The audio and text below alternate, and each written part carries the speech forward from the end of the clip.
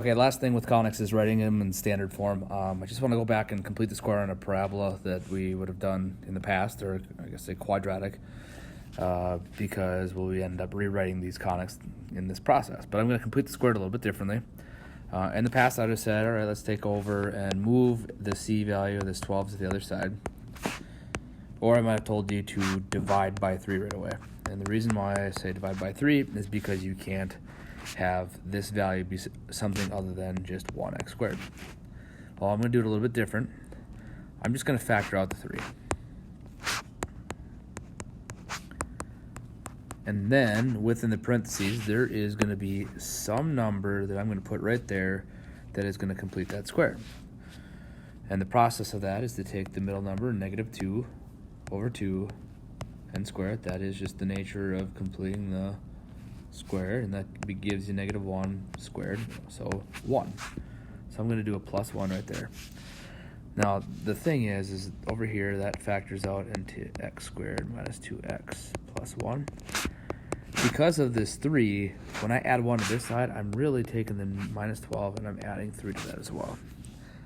Okay. And then the idea would be to factor this into a perfect square trinomial, so it should be the same thing twice, so x minus 1 and x minus 1, or rewrite it as x minus 1 squared.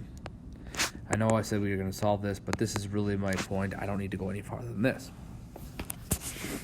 So when deciding what the parabola looks like, you kind of go through this little if-then statement things, or steps. If I've only got one term squared, so in other words, I've got a y that's not squared and the other one is x squared, or it's x and then you got another one that's y squared, then you know it's a parabola. It's when they're both squared, it can be a little bit tricky. When a and b, so I mean a and b are not equal to each other, they're different numbers, and there's a plus in between them, okay, it's going to be an ellipse. If a and b are different and they're squared and I got a minus in between them, it's going to be a hyperbola.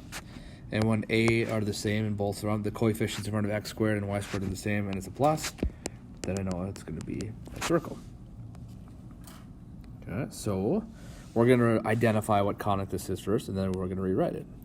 So it's only the squared terms are the highest powers, so I go to the x to the second power, that's the highest degree of x, y to the second power, that's the highest degree of y. There's a plus in between them, there's 2 different numbers, so I know I'm working with an ellipse. So I know I'm going to have something plus something equals 1, and I'm going to have some fractions where I get those numbers squared and whatnot. Okay. So I'm going to start by completing the square.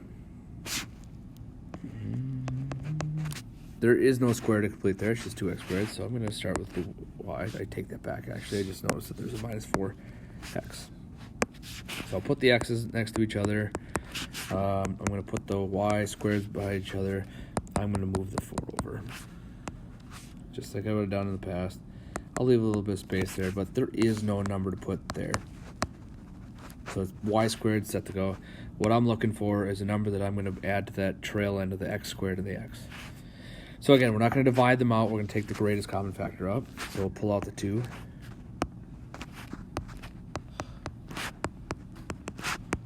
And look for that number right there. So we're also going to add over there. So -2. Wow, this is familiar because we just got done doing this. It's going to be 1. But because of the 2, this turns into a +2. So 2 parentheses x minus 1 and x minus 1 would be my factors, but that's x minus 1 squared plus y squared is equal to 6. It's an ellipse, so that's got to be equal to 1, so I'll divide everything by 6 and reduce a little bit. Nothing to reduce there, so I've got x minus 1 squared over 3 plus y squared over 3 equals 1.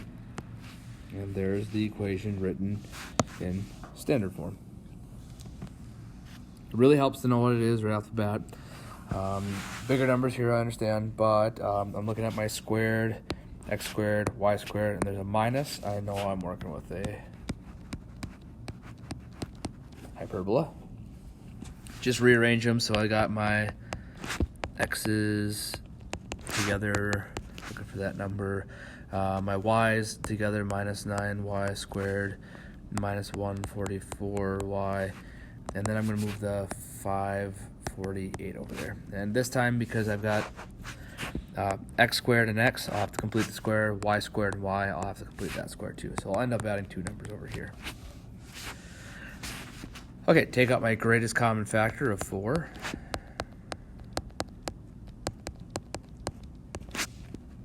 I'll take out a minus 9. Now let's see, so that's going to give me a plus. 9 goes into 14 once. Remainder 54, 9, 15. No, I don't think so. 16y plus there, okay, equals 548. Okay, so half of 8, which is 4 squared is 16, but 16 times 4, I'm going to add 64. Okay, half of 16 is 8. 8 squared is 60. Wait a second, did I just take half of 8? Yeah, squared is 16. Oh, because that's 4. Okay, and then half of 16 is 8. 8 squared is 64. 64 times 9 is 144, but I'm going to take away the 144 because of the minus 9. Okay, so that's going to become x plus 4 squared with the 4 out in front. That's going to become y minus 8, plus 8 squared. Okay, and then over on the other side, I'm going to add up those 3, and I got 548 plus 64 minus 144.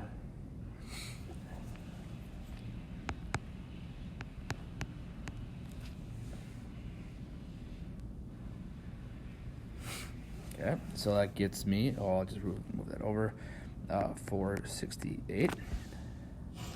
The biggest mistake is that you forget to add the numbers on the left-hand side and the right-hand side. Probably the left-hand side isn't the biggest mistake, it's the right-hand side that you forget about. So divide that by 468 to make it equal to 1.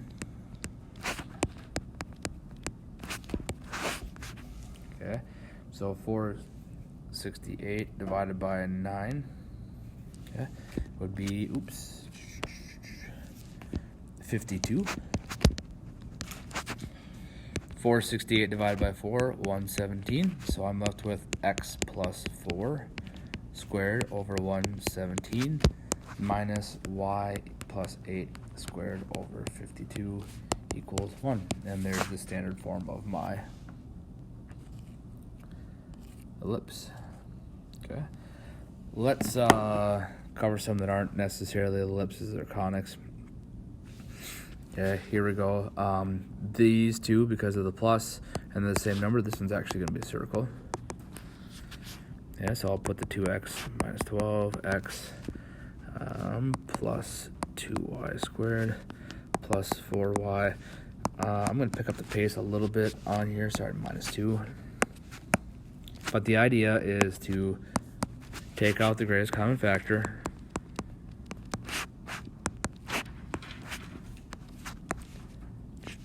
And then complete the square. So plus 2.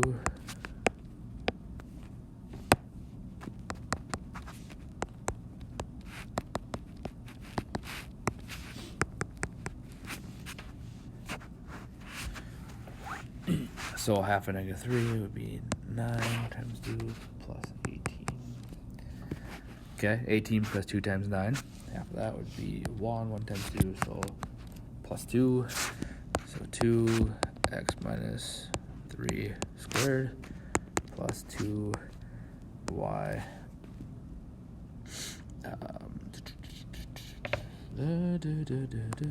1 squared equals 18. Now it's a circle, they don't have to be equal to 1, but I don't have 2's out in front. So what I'll do, it's kind of a little bit unique, is I could divide by 18, get 9, and a 1, but you're not used to seeing a circle like that, so I'll multiply by 9 again and get x minus 3 squared plus y plus 1 squared equals 9. So there's a circle with a radius of 3 and a center at 3, -1. All right, last one. Guess what you think it is? Oh yeah, you guessed it. It's a parabola just because it's the last one to do. But it's a parabola because we have x squared but y to the first power. Okay, so I'll get this completed, but I'm not going to complete the square for y.